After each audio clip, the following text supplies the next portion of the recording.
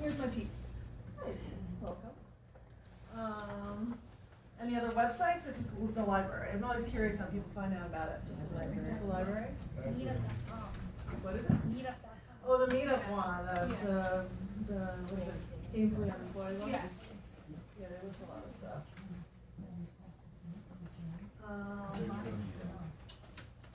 Yeah, people are sort of settling in. So, like I said, there's two clipboards going around. One is the purple one is to be on my mailing list. The blue one is to be on the library's mailing list. So, those of you who are on my mailing list can attest. I send out interesting things. I don't bother people. If you don't like them, you can unsubscribe. But basically, what I send out is once a week. I send out an essay, a personal growth essay, and I've been doing this for a while, and I'll talk a little bit about that. But the book here is actually a compilation of 131 of those essays that I send out every week. That was 5 years, over 5 years, and so I keep sending out more, and I like rerun them. People tend to like them. And then it's also a good way to know when I'm doing group coaching, when I'm speaking back here, if I'm speaking other places. So. That's my sort of little homework and little housekeeping thing.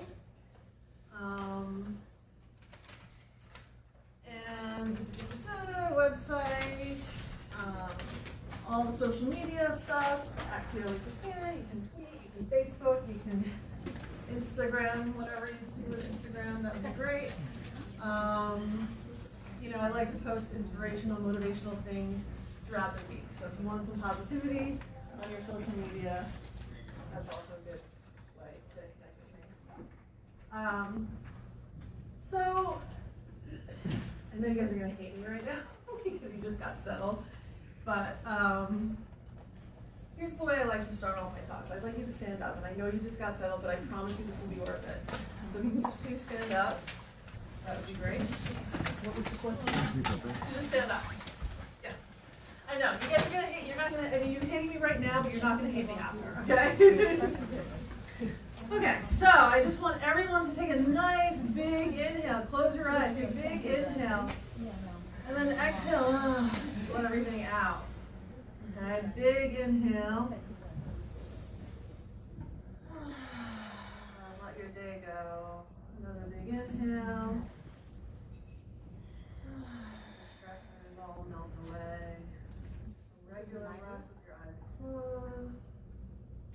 So I just want you to leave all the stresses of the day outside.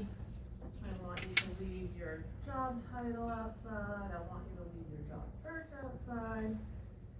I want you to leave your role as a husband, wife, girlfriend, brother, mother, sister, boyfriend, all of those titles.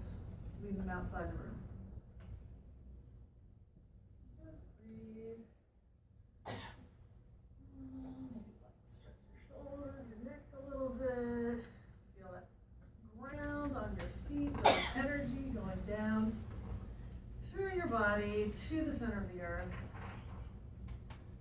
Take another couple breaths there.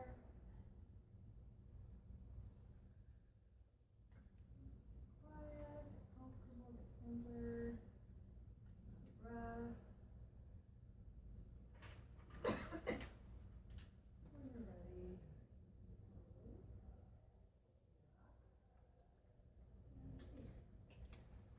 So much better, right? So you guys don't hate me anymore, right? So, yeah, I like to say, you know, if you take nothing else away from my talk this evening, it's to remember to breathe. Okay? Because you guys notice the difference. The before and after. Didn't take a lot of time, didn't take a lot of effort, didn't cost you anything. We forget to breathe, right? And we're running around all the time, and we're bombarded with information all the time. So it's so important to take the moments that you need to breathe and to recheck in with yourself. So I also like to talk about every morning. Again, when you wake up, take 15 minutes. If you can't do 15 minutes, do 5 minutes. You want to get in control of your time and your energy, right? So that's a good way to start your day. Drink your coffee, drink your tea, maybe have some nice quiet music that you can play. Maybe you have a mantra, a prayer, or affirmations. Just be with yourself. Just breathe. Just breathe, just breathe, just breathe, and just be in your body. So we're going to be talking about authentic branding today.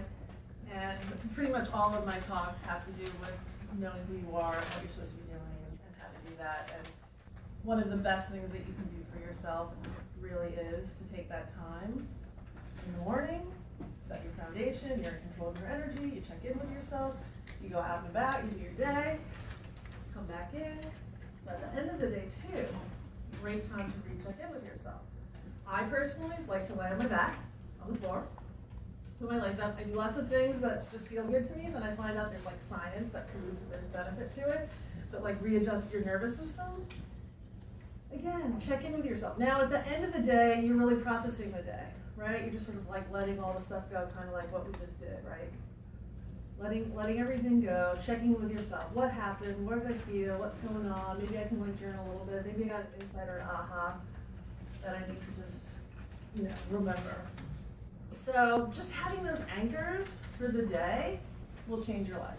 So really, if you take nothing else from my talk today and you try to incorporate those two things, you're going to notice a really big difference.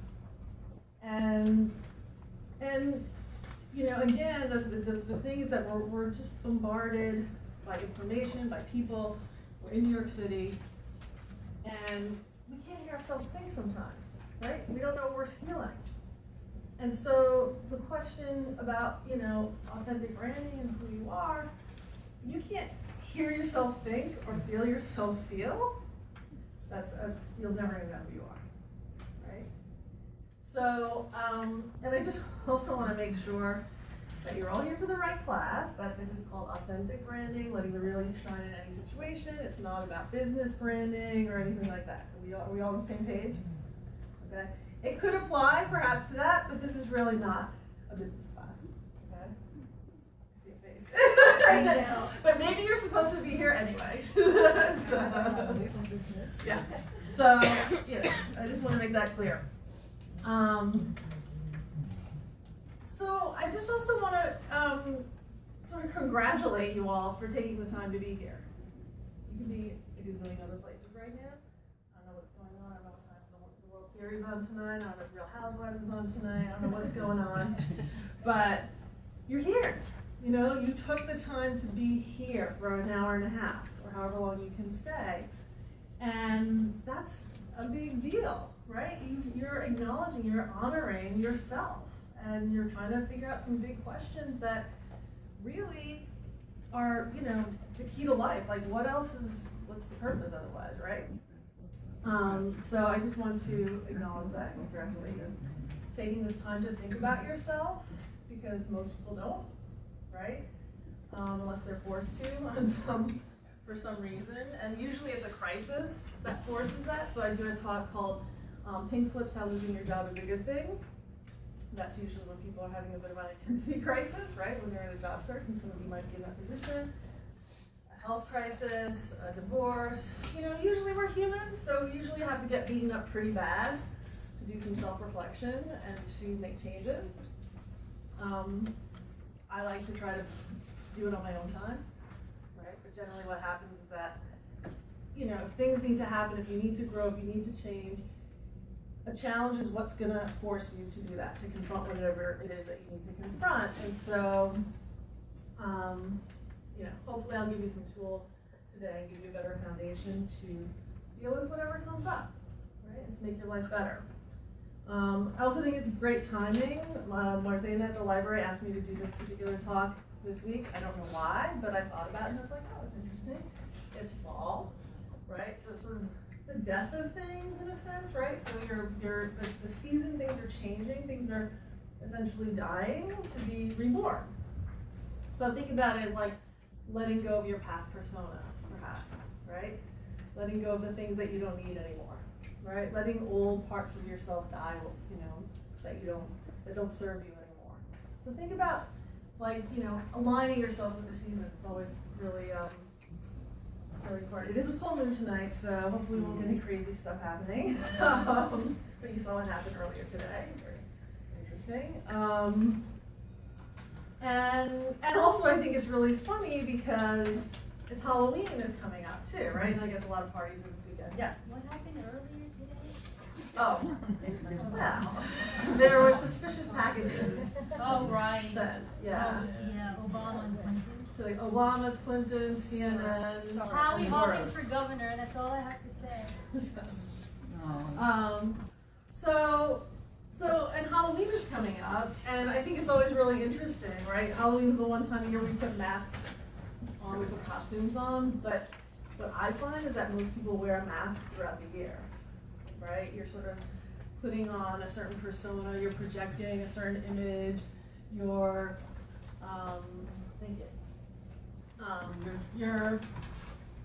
you're trying to be something that maybe you're not often during the year. And then Halloween comes around, or a costume party comes around, and your real personality comes out, right? You choose a costume or a character that really lets you express yourself. So I would pose to you to try to flip that script around a little bit and try to perhaps be more of yourself and that self-expression throughout the whole year than just on Halloween. Yeah, and so, and like peeling the onion, right? So that's a little bit what we want to be doing. And, we're in such a transitional time, chaotic time, use other different words, but, so I might be a little bit fiery, more than usual. I'm a little tired, but I'm also really fired up, so who knows what's going to come out today. Because the world needs a lot of help. Our country needs a lot of help. And everybody's got a responsibility. Everybody in this room has a responsibility, and it's not just about voting, which it is important, obviously. But I do want to talk about who are you, what are you supposed to be doing with your life, and my point with that talk, one of the points in that talk is that we all have a job to do. Like it's all our responsibility to be the most fulfilled, peaceful, aligned together as we can be. Because if you're together, you're affecting everybody else. Because think about it when someone in your orbit is not together and how that affects you, right? Whether emotionally not together, mentally not together, financially not together, we all affect each other, right? So there's the expression, which is very cliche but very true, let peace begin on earth, let it begin with me, right? We're our own little spheres of influence. So if you can create peace in your own little world, then you're bringing peace to wherever you're at, right? And we all have a sphere of influence. Happy wife, happy life, right? There's that saying. So we all have a family, a community, a job place. We all have an effect on each other. So the more you can be a positive effect, then you're doing your job. And I talk about that in terms of finding your career and all of this, but I just want to sort of bring some big concepts to you to think about to begin with. And also the changes that we're going through. There's a word that freaks everyone out, and it's security. And there is none. it's a fallacy. So, taking the time to do this work, to be self-reflective, have self-awareness, do the work that you need to do on yourself, and figuring out who you are, what needs to be expressed, what are your gifts, what are your passions, what are your talents, who are you, right? The more that you can be that person, the better your life is going to be. And the better aligned with your work and your career you're going to be, which means that's job security, right? So, I talk about it in some of my other talks. If let's say you're in a company, if you got yourself into sort of that great position for yourself, whether it's just a job or a career, however you want to define it, but let's say something happens, like they're going to do everything because you're going to be the right fit, you're going to be enthusiastic, you're going to be really good at your job, right? Because you've done the work to align yourself with the right path. They're not going to want to get rid of you, right? That's your job security. Or, they'll remember you, or someone will go to another company and they'll remember you, right? So that, in essence, is sort of your brand, which we'll talk about. It's just like, who are you? Align yourself with that. Be that person. It makes your life a lot easier, right? And it makes it more secure. So that's just sort of like a little bit of an overview. But let's just start with some basic definitions so we know what we're talking about. Authentic. Okay, here's the definition. Undisputed origin, genuine, real, bona fide, true, veritable. Antonym, fake. Made or done in the traditional original way. Based on facts, accurate or reliable. Antonym, unreliable. And then this one, which has to do it's an existential philosophy definition, which of course I love. Relating to or denoting an emotionally appropriate, significant, purposive, and responsible mode of human life. These are some of the definitions that we're working with. You can see how important they are these days for everyone to own this.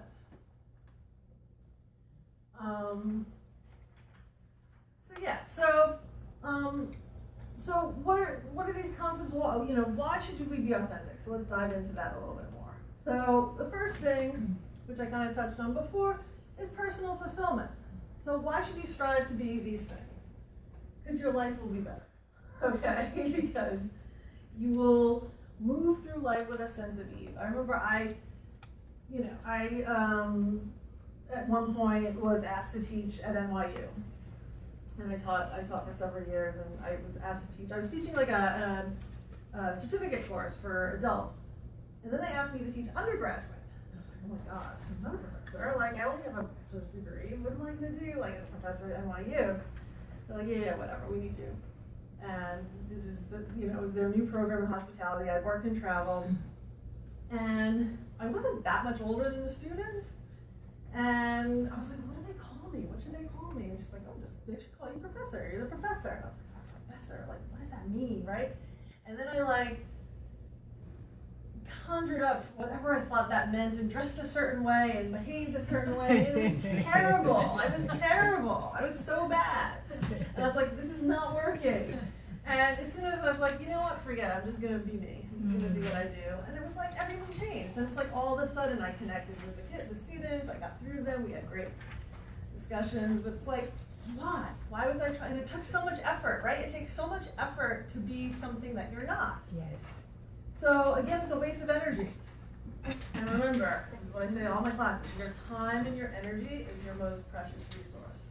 Your time and your energy is your most precious resource. You really want to be mindful about how you use your time and energy. So that's just a waste of energy to try to be something that you're not. To try to, be a square peg trying to fit in a round hole.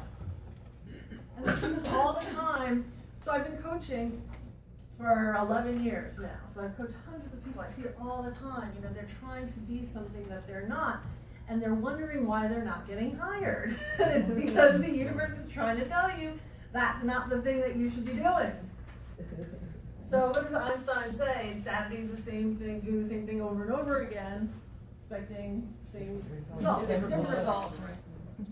So sometimes these sort of challenges and transitions are like the universe is just waiting for you to get it. Like, wake up, like, old way's not working anymore. The thing that you thought you were, or the thing that you were doing, which you never really liked anyway, why do you keep trying to do that? Right?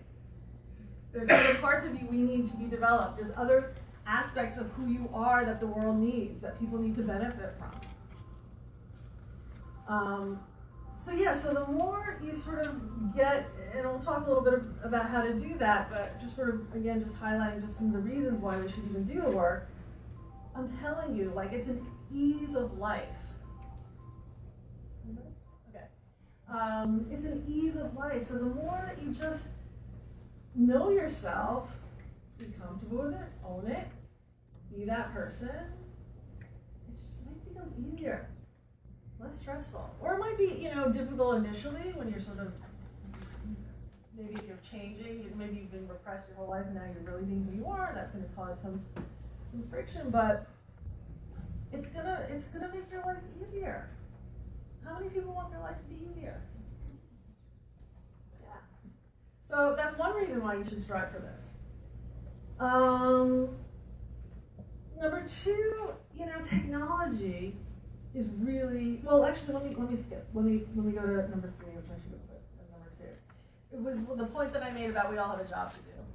So, you know, I truly believe everyone in here is a unique combination, a really unique combination of gifts, talents, abilities, passion, skills, experiences, and then put into it identity, gender, race, ethnicity, culture, nationality, all of these things make up who you are.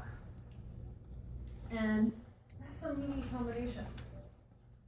So, again, going back to sort of taking responsibility and world peace and really meta concepts, which are not so meta because they're very real, everyone's got a job to do. So it's really your job to figure out what that job is. And then your life is going to be better, you'll be more fulfilled, you'll be happier doing what you're doing, and then other people will benefit. So, you know, and here's just an example of, I had a friend who, because a lot of people end up doing things and they're like, how do they even end up doing that? So, you know, a friend was, I think she was like a psych major, and just happened to get a PR internship when she was in college. So when she graduated college, it's like, okay, I guess I'm gonna do PR. She was good at it. We're good at a lot of things also. You're good at a lot of things. Most people are fairly competent in many areas, but it's like, what do you want to do, right? So, you know, she was smart and she did it, but she never really liked it, right? And all these parts of it always really stressed her out. And, you know, I mean, she had some good experiences and she did it for about 10 years, but never really loved it, never really fit, but she could do it. Sure enough, at one point, you know, it's PR, it's an agency, they lost their biggest client. And with that came a ton of layoffs. And then what? So that's what I was saying before. If you don't figure out what, you know, make the changes that you need to make, the universe generally will kick you in the butt at some point and force you to do it. So then, you know, she took that opportunity and she did a New York Teaching Fellows, became a teacher. And like her whole like being changed because like that suited her so much better. And it utilized more aspects of her personality, who she was, and her creativity and her leadership, and amazing. So the benefit not only is to her, because she's a hell of a lot happier, right? And drinking less and her friends are happy not to hear her complain or whatever, right? So you bring all of that with you to whatever situation you're in. But oh my God, those kids, man, those kids are so lucky to have her as their teacher. And then who knows what happens from there, right? So it's a win-win-win all around. It really behooves you to figure this stuff out. Yeah. So, and I'm going to sort of keep going back to this urgency. Like, the world's kind of a mess, and we really need people to get with the program to help fix whatever needs to be fixed, right? So yeah. So okay. So another reason to do the work and to really, you know, make this a priority is, you know, technology, right? There is, you know, this little gadget here has completely transformed our brains, our bodies, our economy, the way we communicate, the way we date, the way we eat, the way we exercise, I mean, like everything. So it really is, and it's, you know, like any other tool. You wanna come sit? Yeah, there's seats up here. Like any other tool, there's positives and negatives, right? And you want to make sure that you are in control of your technology, not that your technology is in control of you, because they want to control you, right? With the technology, right? There's studies, there's the dopamine, like you get the same hits as like crack cocaine from like the likes and the loves and all the different things that are wired in here to grab your time and your energy. What did I say was the most important thing? Your time and your energy. So be very mindful of what you're doing with technology. And I know it's hard. It's an addiction. It's a problem for most people. Yes? You know what Adam Mossberger, the tech guy at the Wall Street Journal, said? Facebook is the biggest garbage dump of time ever invented. he's the tech guy for the Wall Street Journal. Well, a lot of tech people.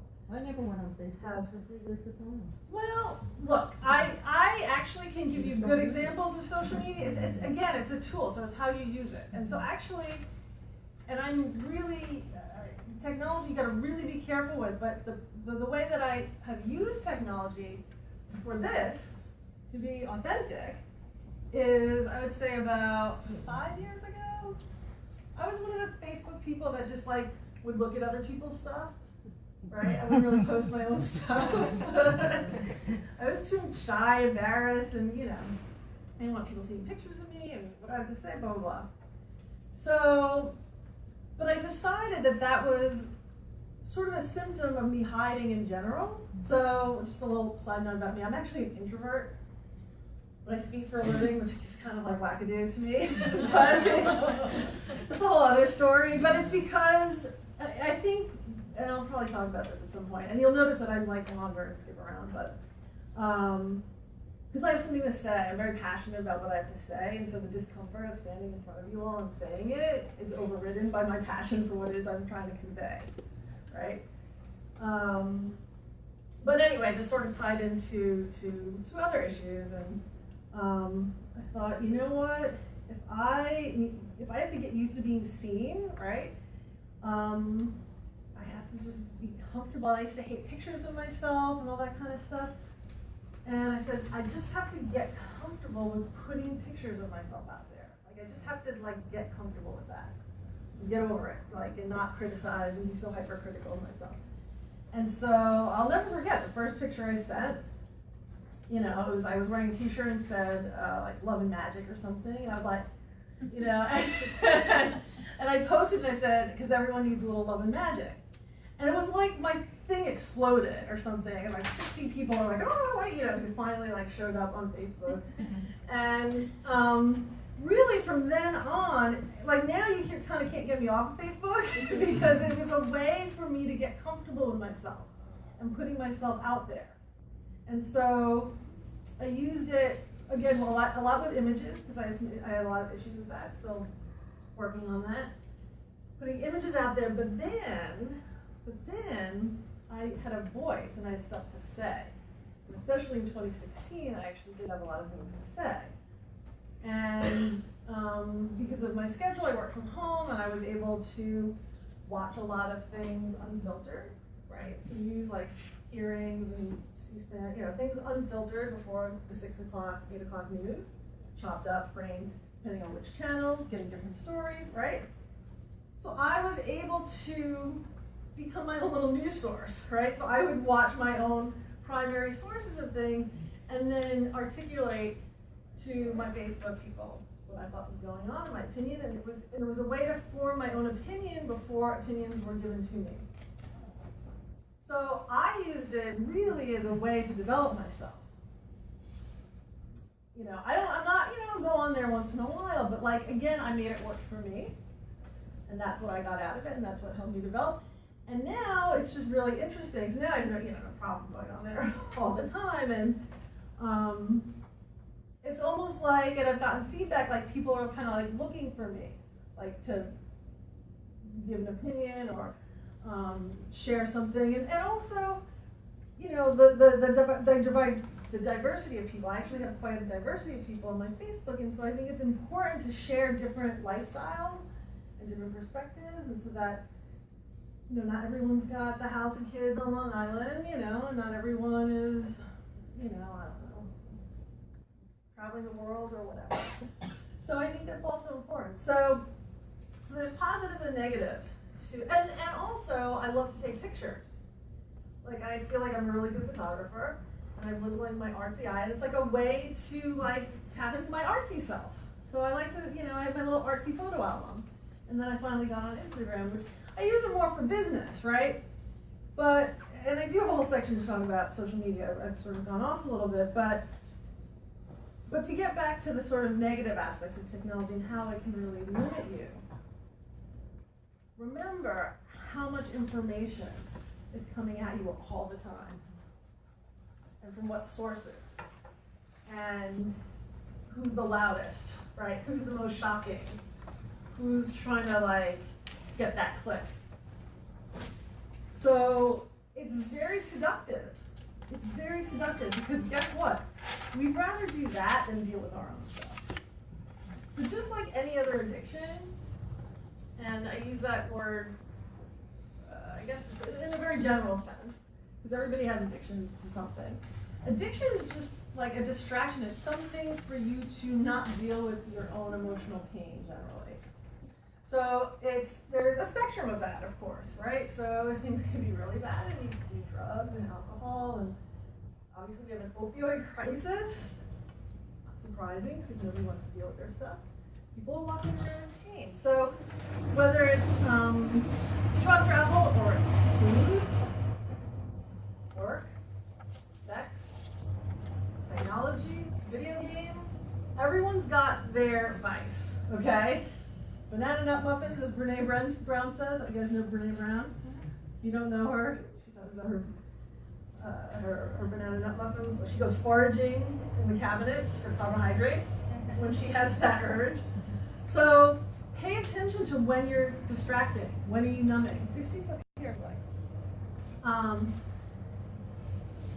that's a clue to maybe feel your feeling for a minute and see what's going on.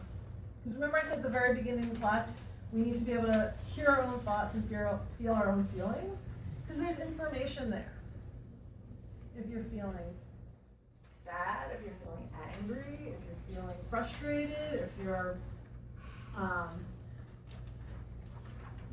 if there's something that needs to come out, you need to process it, not repress it. So allow yourself to cry, allow yourself to get angry.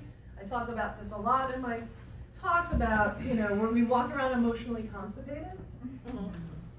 So this is a big problem because it causes issues in communication. It causes issues in our physical body. So if you don't process your emotions, it's going to show up somewhere. It's going to show up in like your short-temperedness. It's going to show up in your I don't want to do anything. It's going to show up in the playing a video game, wasting time. And you can also get very, very sick if you don't deal with your emotions and your feelings. So to sort of get back to also technology, it's also distorting our reality, right? So Ken Burns, Ken Burns, he said that, what did he say? Virtual reality is to reality what reality television is to reality. Right? So it's a distortion, and this is also influencing us, because you're seeing people's lives in the way that they're putting them out there, which generally is not when they're on the bathroom floor crying and having a meltdown, right? And depending on, we'll talk a little bit more about social media later, but like, how is it being framed? What is the lighting? What is that moment? And what's the rest of things that's going on? Like we project so much onto everybody else. We think we're inadequate by looking at everybody else's life. I find this with especially millennials, like because you've sort of grown up with that, you don't know what life is like without it. And everybody thinks everyone's doing better than everyone. Not true. I work with all of them, okay? Not true. You have to just really be very discerning when you go on there and know, like, just take everything with a grain of salt. And we'll talk a little bit later about not comparing also, which is like a death kiss. So, and monitor also who are you following, right? Who are you following? What's that feed that's coming in? Is it positive? Is it negative? Is it angry? Is it sensational? Like what's the energy? What's the vibe that's coming into you, and how is that? Because it is affecting you whether you're conscious of it or not. Yeah. So sort of another point. So there's personal fulfillment. We have a job to do. Technology. Fourth, connection and kindness. Right. So again, like the more authentic you can be, like if you're connected to yourself, then you can connect to another person. So if you're not connected to yourself, it's going to be really hard to connect with other people, and this is what our world is desperately in need of today. So again, technology, we're more connected than ever, but we're also as lonely as we've ever been, and there's studies about this. So more people, and loneliness kills, by the way. And this is an epidemic. So, so the more that you can connect with yourself, know who you are, have confidence that, oh no, we're gonna go through those steps, embrace yourself, you're gonna be a better human being, is really what it comes down to. And again, we need good human beings these days. We always need it, but I just feel like there's a certain sense of urgency right now for our planet, for humanity, however many you want to get. And also, when you do this, when you work on yourself, and when you're confident and secure in who you are, you have less anxiety and less fear. And anxiety and fear, especially fear, is what is manipulated and used to really do some horrible things, right? And so if you're not taking care of your own stuff and your own pain, you're going to blame that on other people. You're going to scapegoat other people. It's going to be about them. They're evil. They're bad. All of that. So it's a very scary time. I won't use the word scary, but this is what is happening. And again, like it's not about a person that's going to fix this for us, whether it's a politician or Elijah or the second coming of Christ or whoever. It's not a person that's going to do this. Like, we all have to take responsibility. Like, everybody. Which brings me to my fifth point of sort of why should we be authentic and why this is important is because we have a crisis in authenticity, right? Between social media and without getting political, but I don't even think it's political,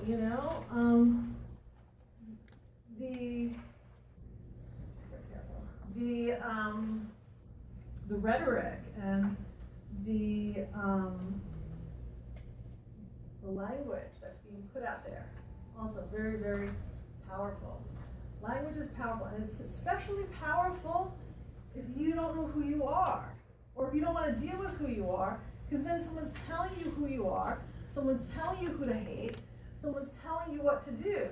So you can check out. You don't have to do anything, right? Or you're numbed out, and you're just like a sponge, because you're like not even thinking for yourself, and you're just absorbing.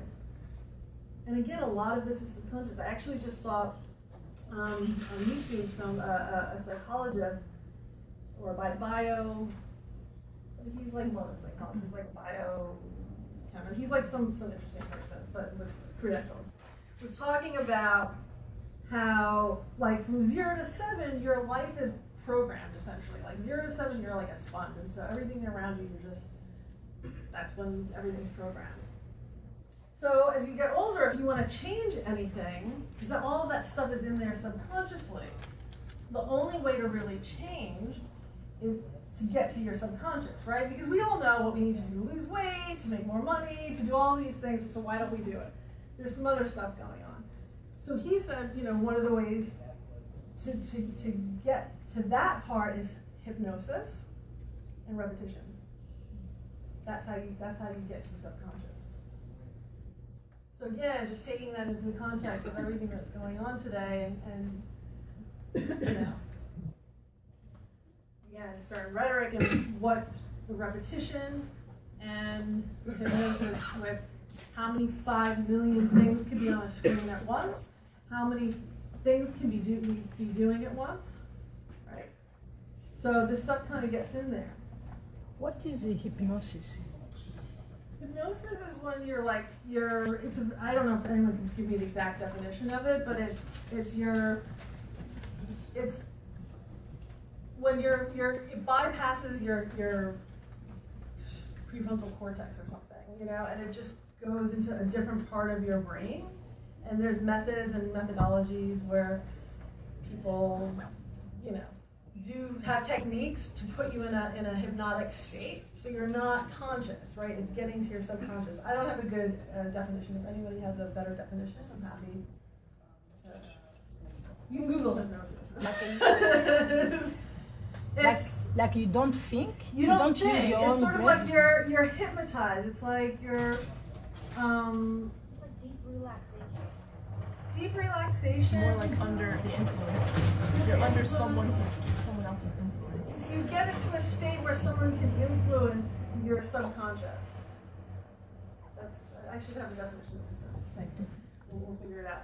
But it's basically you not being in control. Like it's basically you not thinking, and it's the information, like you're reprogramming a different part of your brain.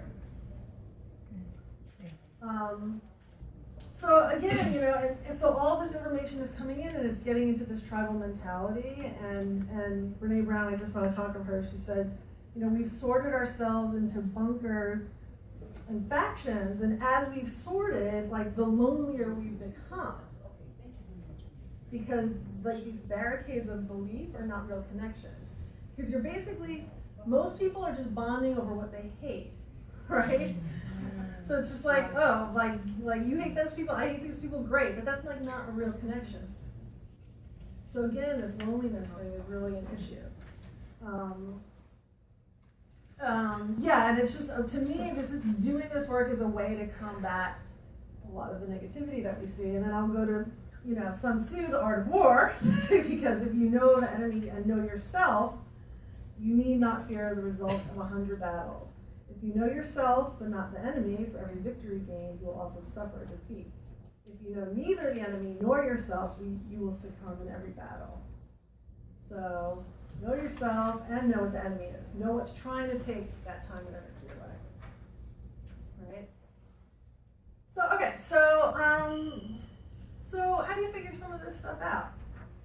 So who are you? Your identity, like who are you? So the first part of that is discovering, right? And remember that, like, again, you're made up of so many different characteristics, right? You were born in a certain place, to a certain family, in a certain year, in a certain culture, with a certain ethos of that family. Very, very powerful influences. You're a gender, you're a race, all of these things influencing you. Part of a peer group influencing you. So how much of who you are is just kind of those things that have been just been around, they've been imposed on you, or because that's what you were told you should be or like or do? That's what you are. Like, is that real or not? Some of it could still resonate with you, but some of it isn't. So taking the stuff that you can't control, like race, ethnicity, gender, all of that, there is a reason why you are all those things. And so you can't discount them. They're part of your experience. But I work with, I have a lot of families, let's say, who are immigrants, like their parents were immigrants, right? And so those parents have very specific, they worked really hard to get here and want a certain life for those kids. And then what if that kid doesn't want that life, right? That kid, that kid doesn't want to be a doctor. That kid doesn't want to be a lawyer. That kid doesn't want to be professional.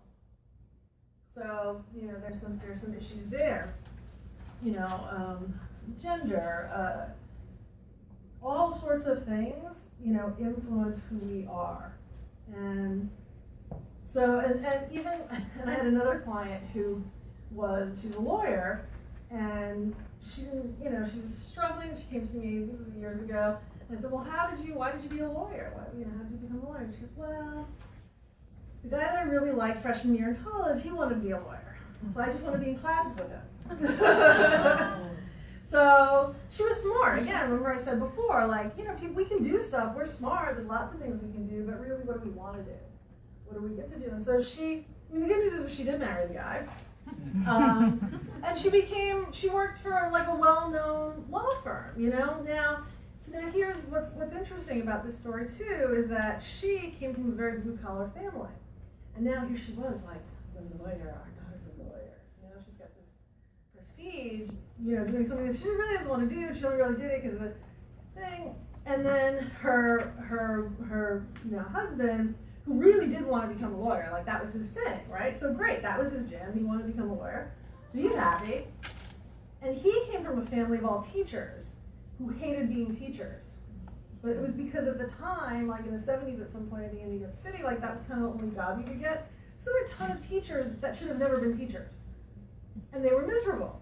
So, but really that's what she should have been. So like all of those things, you can see how all of those things can kind of like influence you and confuse you or misguide you. Because again, you're sort of looking outwards, right? And the goal here is to go in. In and down. That's my big saying. In and down.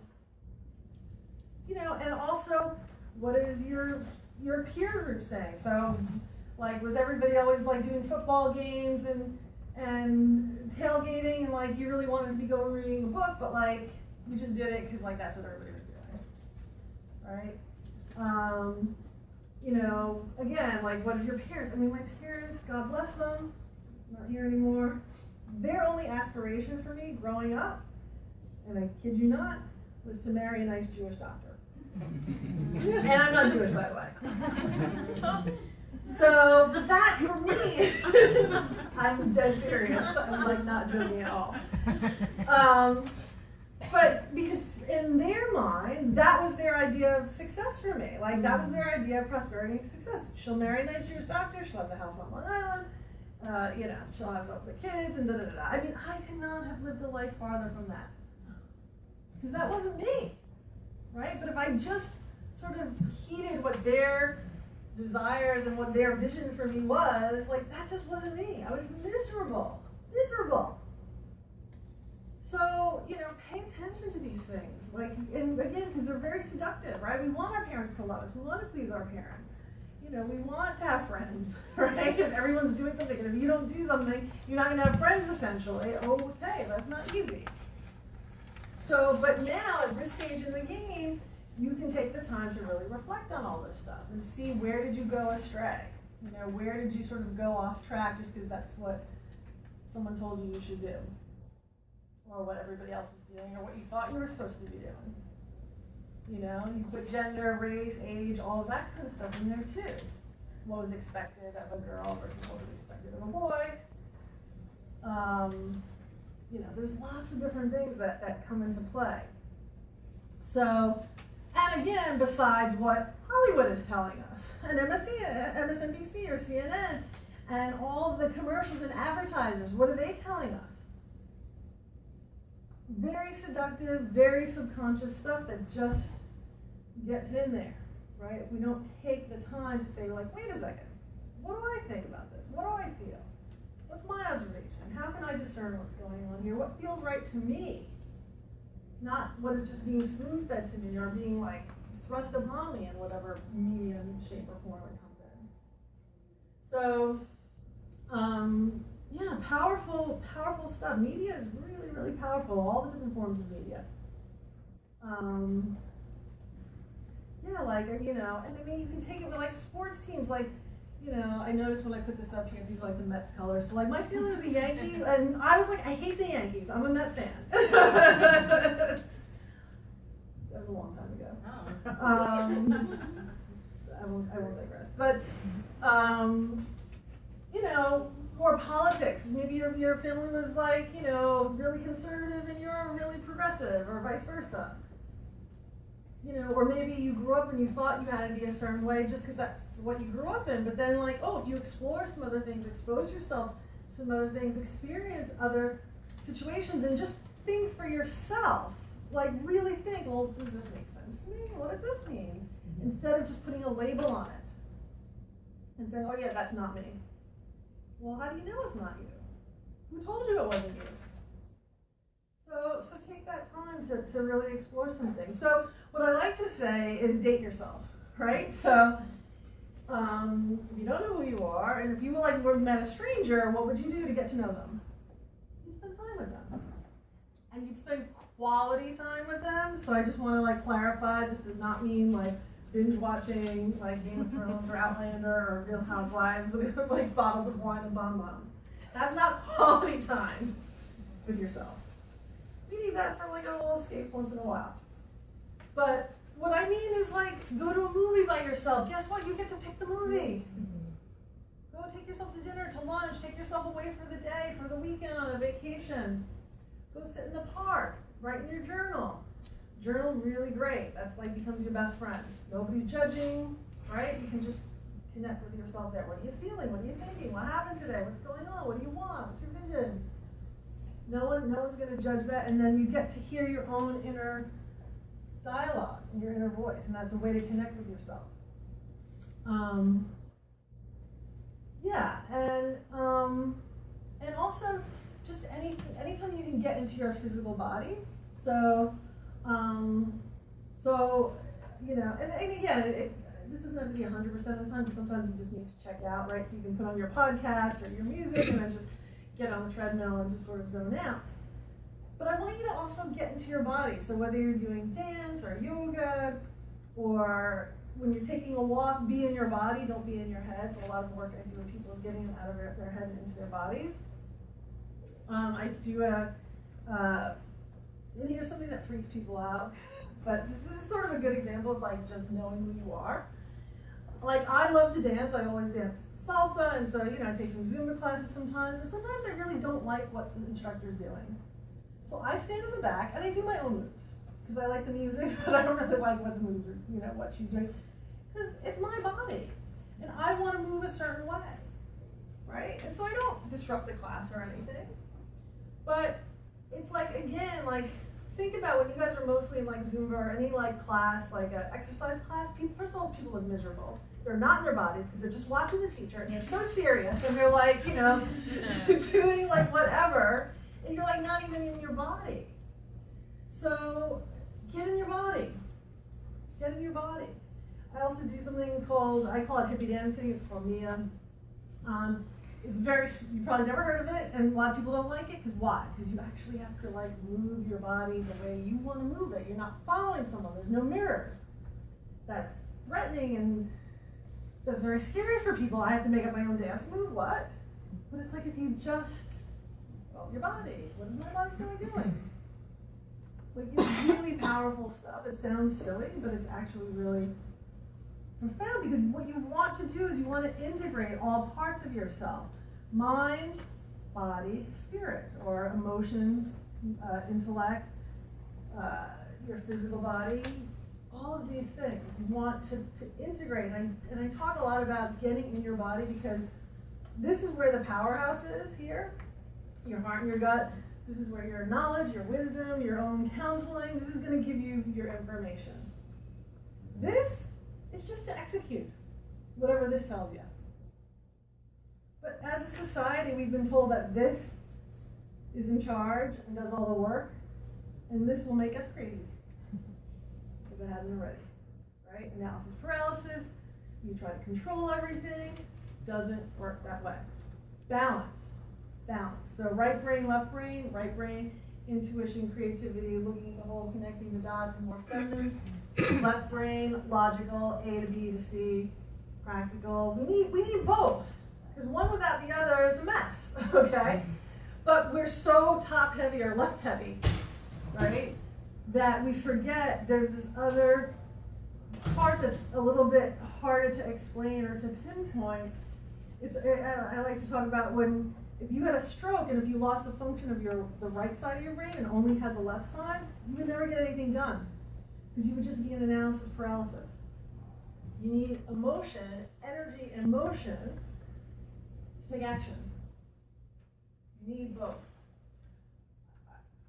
Just from an organizational behavior point of view, they're doing studies and they're learning from that the emotion, you know, the old saying about, you know, this is a business decision, it's not personal, it's a bunch of hogwash, and that they've been able to establish that the emotions at work, like your emotional sense of that place, informs. Absolutely, it's part of being human. We try to discount it instead Exactly. of See what a mess the world is because of that.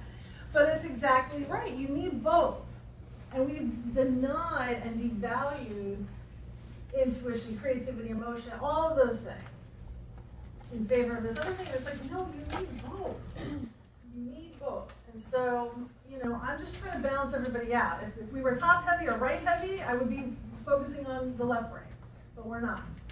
So anything that you can do, if you cook, right? Be in your body, cook, chop your vegetables. Be in your body when you're cooking. It's a way to be in your body and to nurture yourself. And remember, you can control what you eat too, right? So that's also positive. So once you sort of do all the self-reflection and just experimentation, like try stuff. Oh, but there's the movie that I always like to quote, Julia Roberts, right? She had that movie Runaway Bride, and she would just marry all these different guys, and then at one there's a scene where she's trying all these different eggs, like poached eggs and scrambled eggs, and Richard goes like, "What are you doing?" And she's like, "I don't know what kind of eggs I like." She's like, "Because when I was with Richard, he liked them scrambled, and when I was with Bob, he liked them over easy, and I don't know what I like, because I would just eat what they liked." So she had tried. She tried all the different ones to figure out which one she liked. So you've got to do some experimentation. Put yourself in situations and experiences. Do I like this? Do I not like it? It's information. That's all. It's just information. So just exercise different muscles and see what happens. Question. What is the difference between following your heart or following your gut? Because I hear people say, I follow my gut or I follow my heart. What is the difference? I think people use them interchangeably, but I think that if you really want to drill down, like your heart can sometimes, emotion is a little bit more, maybe less reliable sometimes, because sometimes our emotions can overtake us, and so that might be a little extreme. I like the combination of the two. So your gut to me is more of an internal guidance, a sensing of things, an intuition, it's more than instinct. But I kind of like the combination of the two. But I think people would define these things differently. But I think people use them interchangeably. I don't like to say the heart without including the gut, because I think, and the mind too. I think everything works sort of integrated and in harmony. Any one thing by itself doesn't necessarily give you the right answer. Okay. I don't know if that helped. I don't know if that's a good answer, but because I think people use them interchangeably. Follow your heart, follow your gut. The thing is, because in gut, people can only say is instinct, and instinct is a very animal-based like thing. So an instinct could be like, someone pushes me, my instinct is to punch the hell out of them, right? That's an instinct. That's not the best thing to do generally, right? So like, it depends how you would define those things. To me, I always just do this. I don't even know what I call it. I'm like, here. It's the integration of your intuition and your heart and really your mind. I really try to think as little as possible. I let this just do the executing, because if you get up there, it can be a very dangerous place up there, right? You can make yourself really nuts. Yeah. And then, be in the past, be in the future, make up stories about things. I mean, really, it's like, it's crazy up there. It's so much easier. No, it's so much easier if you're, in the present. I know, like, all these things are cliche, but they're cliche because they're true. Like, be in the moment, be in the present, and to be in the present means being in your body, like being here. So I'm always going to go here, and I'm always going to point in and down. So if you start to feel yourself getting like anxiety or going down worry tunnel spirals or whatever, breathe energy in and down. And it'll really help you. Or like breathe, or like focus on something that's immediately in front of, like bring your attention to right now. Because right now you're fine, right? And everything for the future, past you can't change, and everything in the future is determined by the present. So the power is in the present. And that's also where the present, when you get still or when you just operate from that place. Well, what am I feeling right now? What am I thinking right now? What do I feel like doing right now? How should I respond to this right now? And it's a practice, right? So it's not something like, if you've been up here your whole life, it's not going to change overnight. It's literally like a practice that you have to train yourself to be in your body and to get the information that it needs in a different way, not from here. It really is like a muscle that you have to exercise. and all these different things that I'm telling you, whether it's journaling or cooking or dancing or being in nature. Remember, being in nature, nature just is. Like a tree just is. It's not thinking about being a tree or what it should be doing. It just is. So anytime you can align with nature, that's really important. So getting back to sort of like who you are. So discovery is the first part, and then acceptance is the second part. Acceptance and love. So you can find out in that discovery some things about yourself. You're like, whoa, didn't know that about myself. Or what you discover could be radically different than how you've been, or what's expected of you, or your family, or whatever, your peer group. But you just gotta accept it, because if that's who you are, that's who you are. And then beyond the acceptance is loving it, right? So really loving it. Self-love is the key to everything. It's such a foundation to everything. And to me, again, it's an epidemic that I see. So really knowing who you are, then accepting who you are, and loving who you are. Really, really important. Because if you don't love yourself, why should anybody else love you, right? You can't expect anyone else to love you if you don't love yourself. And again, cliche saying, but they're true. They're true. And look, and this is a journey. So like, okay, you know, you're going to constantly polish the facets of who you are. You're constantly going to be developing and working on things. No one's perfect. The nature of being human is imperfection. Like, you're human, which means you're not perfect. Done. So just get over that, right? And perfection really is just hiding insecurity, right? The whole quest for perfection is just because you lack of self-worth and you're trying to compensate for it somehow. So, you know, and then, so knowing yourself, knowing who you are, accepting who you are, loving who you are, and then having the courage to be that person, right? Having the courage to put yourself out there and express yourself how it is that you want to express yourself. Be who you are. It's not a small feat, really. You know, especially if you're, again, sort of radically different from how you've been, or you're discovering that you want to sort of branch out in a different way. But remember, core, courage, the root of that word is core, which is heart, again, goes back to love. You love yourself, you have the self-love, the self-worth. Doesn't mean it's going to be easy. Doesn't mean that you won't have fear, but the courage to sort of put yourself out there. Me putting myself on the Facebook sounds silly, but that was terrifying to me. I just recently, I've been doing this for like 10 years, 11, I've been a coach 11 years, I've been speaking for like 16 years. I just finally put videos on YouTube, and I'm still terrified about it, okay? Right, so, but courage, you know, you do something in spite of the fear, because you know, you value yourself, yeah. So when you get to know yourself, you understand what your values are, and then you start to change, and you start to express, you show yourself. Yes. And the people who think they know you, or the people who've known you for a long time, notice your changing behavior. So can you talk about like encountering resistance from people who mean well, people who love you, and people who think they know you, but then you just discover that that's not you anymore? Yeah.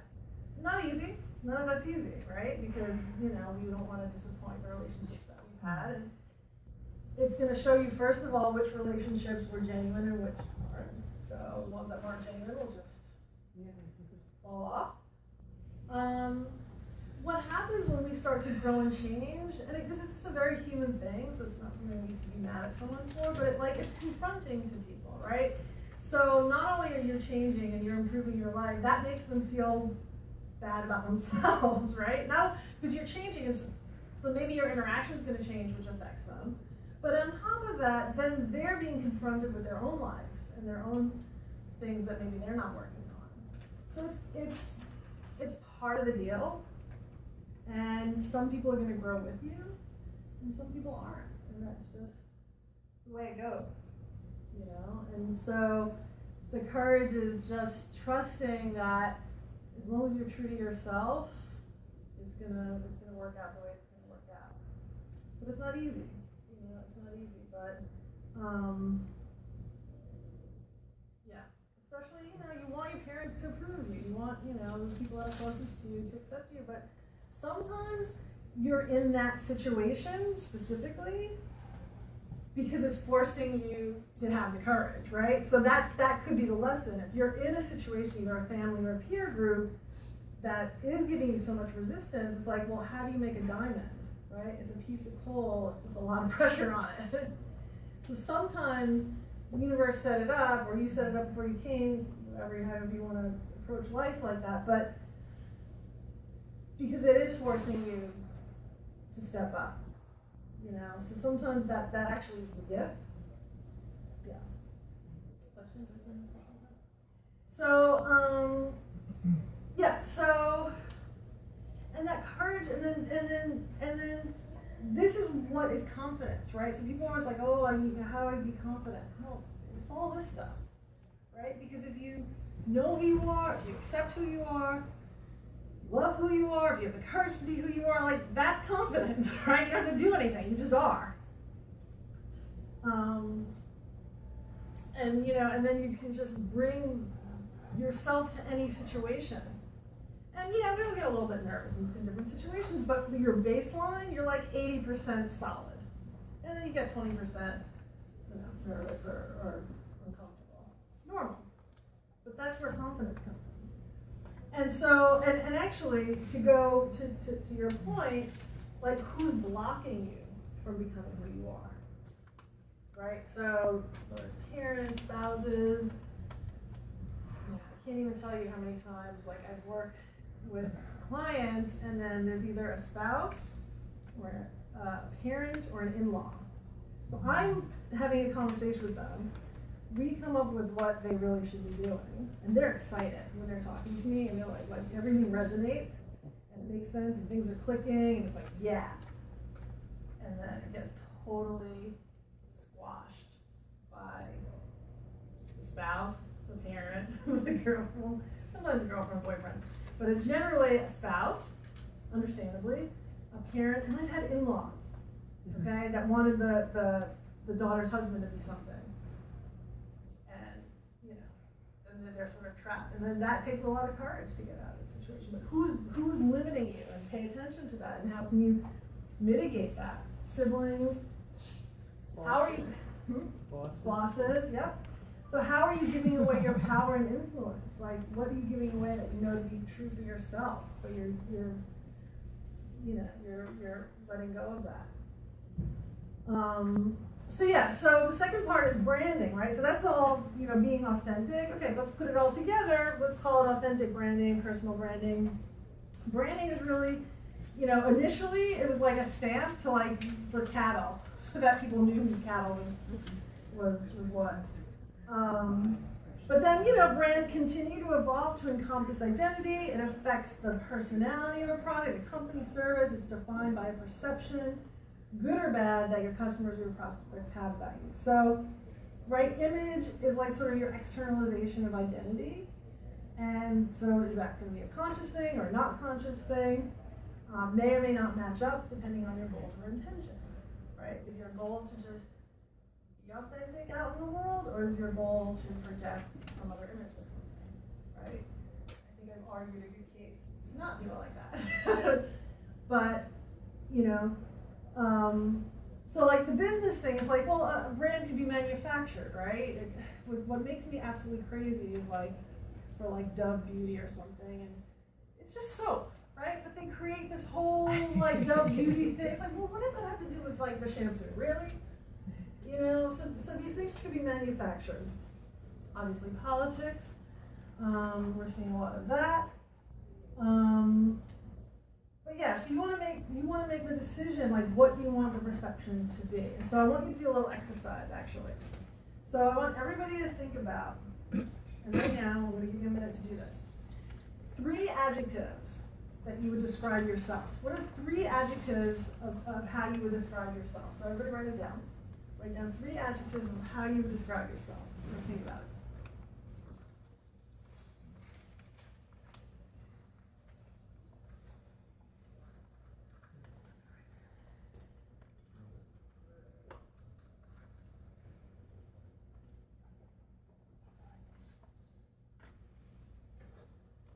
Adjectives of how you would describe yourself.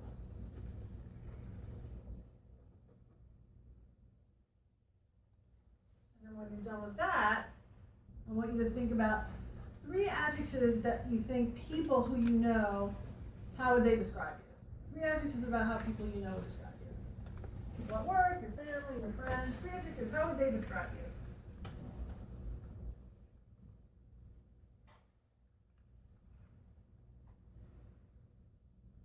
So 3 adjectives how you would describe yourself. 3 adjectives how you think other people would describe you. How many got matched 3 to 3? Nobody Facebook. Raise your hand. We're doing Facebook Live.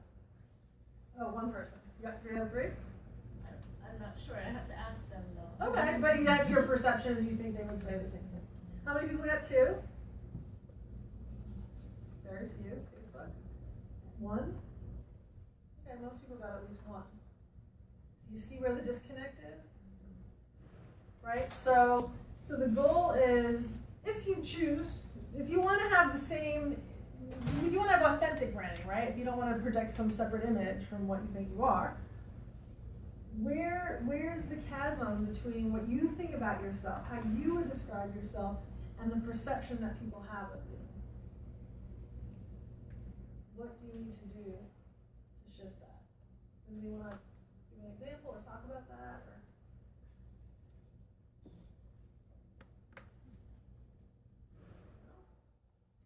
Repeat that again. So there's 3 adjectives the way you think about yourself, and 3 adjectives the way you think people perceive you. So if you want people to perceive you the way you think about yourself, like what, like what kind of do you need to do? I would ask, is it true? To change. Which part is true? If what I'm perceiving is true, or what I'm perceiving. Can you give an they perceive. example? So, like if you have a I don't want to say low self-esteem, or low perception of yourself, do you think others are thinking that same thing because you're kind of like harping on yourself, and that's how you think other people see you? But if you ask them, they might have not thought of those adjectives. Well, but be honest with yourself. Maybe you're not being quite honest with yourself. Well, that's what I mean. Like, you might not be able to perceive what they think of you because you're thinking down on yourself. Most people, that's the first time someone has brought that up, but because I think if you're really honest with you, because people have probably told you what they thought about you, or you've probably gotten some feedback that is some evidence of what people think about you. So go by that. Don't do this. Don't get in your head and try to figure it out, right? Danger zone. The 3 things I see, and then the things people tell me, it's much of with who I am. Even though sometimes they tell me, they tell that to me in a negative way, like, oh, you have too much energy, oh, you too much, oh, you are full of yourself, oh, you have too much confidence, you're in America, you have to slow down. I tell them, I love it. This is who I am. It's okay. If you don't like it, I can teach you how to have a self-esteem like me, but I love it. They gave me the bad way, but I love it. When I'm by myself, I smile. I say, this is me. I keep moving. I happen to know Marie. She's one of the most incredible people you'll ever meet. So you're truly an authentic person. And but you see how threatening that is to people. Because most people want to just lay low and just not rock with it. Someone that does step into their power and that does have this energy, because we're so not used to it, and so it's true what you say, but in your case, you're like, I don't care what they say, which is fine. You just got to keep doing you. But it's well, where is it where you would want to change people's perception? That you can't change those people's perceptions. They're just jealous, They're just jealous or confronted, you know. So you just keep doing it. There is a time I tried it to change, then I felt so bad inside of me. I said, no, I'm dying. You will physically get making sick people if you happy. try I'm to do just that. keeping, yeah. So anybody else want to give an example of their situation? Yeah. I think having integrity and character is doing what you say you're gonna do. So obviously, I would want to ask people who understand me and who are transparent with me on, all right, these are the things that I believe are me, but what do you think, and where are the gaps in my behavior? You can do that. And I think having feedback from people who can see me a little bit more objectively will give me that's a good approach. But I also think you can probably do it on your own.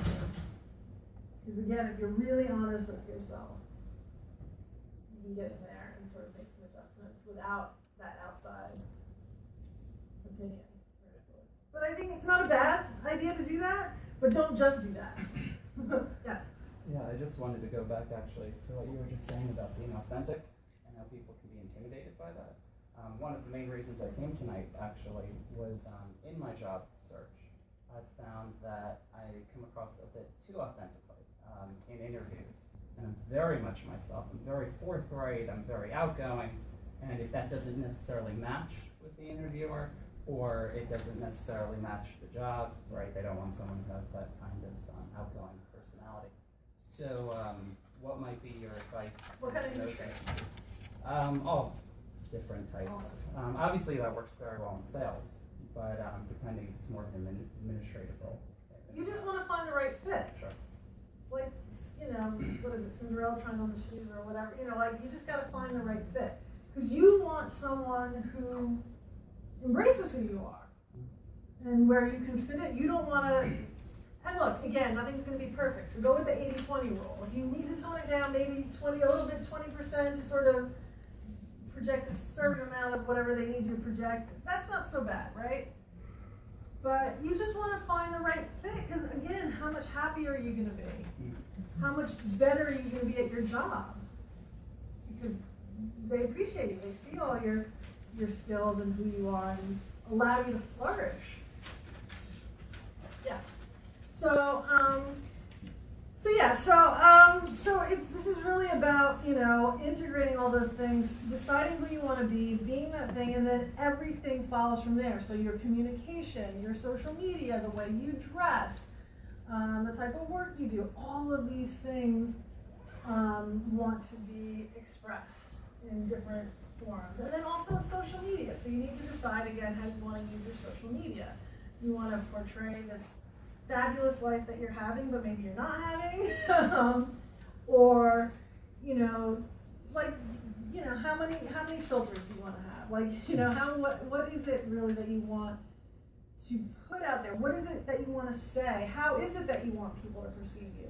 Keeping in mind that people will project stuff on you and people will be intimidating, but for as much as you can, I don't like the word control, but as much as you can sort of, again, authentically, genuinely express yourself. Because once you genuinely, authentically express yourself, you have no control how people receive it.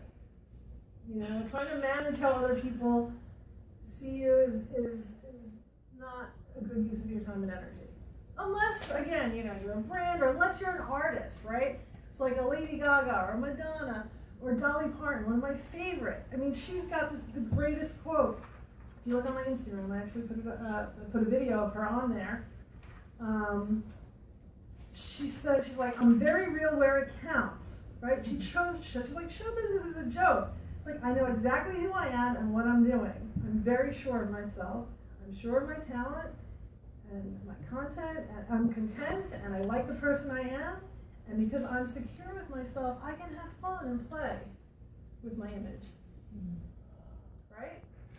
So she's not doing it for insecurity reasons. She's not doing it, you know, maybe she's doing it sometimes to get a reaction, but she's cool with herself, and she's just having fun with the boobs and the hair and this and that. It's fascinating. I love Dolly Parton. So yeah, so if you're an artist, so okay, but again, be conscious about these things. Be conscious about them. Be intentional about them. Again, relationships, right? You know, why are you going to be another person and then get into a relationship with someone and then actually you're not the person that person thought you were in the relationship? So you want to be genuinely authentic in relationships. At work we talked about, with your health, right? So the more you are in touch with who you are, what you need, your body tells you what kind of food it needs, it tells you what kind of exercise it needs, what feels right to you. Like I was saying, I do my own moves in the back of the room, right? So these are all different ways that once you figure out who you are, accept and love that, okay, now I want to, how do I present myself to the world? How do I interact with people? And yes, and the biggest thing, don't compare. right? So I love this quote. It's better to live your own destiny imperfectly than to live an imitation of someone else's life with perfection. Okay? Stay in your own lane. Everyone's got their own journey. Everyone's got their own path. Another great quote, Teddy Roosevelt, comparison is the thief of joy. That's a good one. Another great one is compare yourself to your yesterday, not someone else's today. Say that again. Compare yourself to your yesterday, not someone else's today. Because you don't know how far you've come from yesterday to today. And you don't know where that person was before they got to their today. Mm-hmm. And you don't know what other things they're struggling with or what they had to do to get to their today. Cannot compare. Be in your own movie, stay in your own lane. Really. It's going to throw you off so badly if you start comparing. We're all at different places. So yeah, really don't let that block you or limit you to who you are, what you want to be doing. And so, my sort of last call to action goes a little bit more to about really thinking for yourself, being an independent thinker, taking back your own mind, taking back the control of your own time and energy. Because again, it's going to change not only your life, but it's going to change this country, humanity, the world. I mean, this is how urgent this is to me, is that everyone's got to wake up to their own reality and who they are, because you've got a job to do. And also, there's a great quote by Kristina Leonardi, and she says, the greatest gift that you can give to the world is a healed life. So if everyone takes the time to do their own healing, then we're bringing all of that to wherever we're at. We're bringing healed, peaceful, fulfilled vibration to wherever we're at. And it's contagious. We're contagious beings. We're social beings. You know when someone walks in, if they've had a bad day, if they're toxic, you're going to feel it. It's going to change the energy. And conversely, if someone's like zippity-doo-dah and happy and overflowing with love, like Ms. Marie over here, she's gonna affect the room, right? So we've got to take that responsibility back and really try to see through the brainwashing and the BS and what people are trying to mold and shape us. There's science behind this.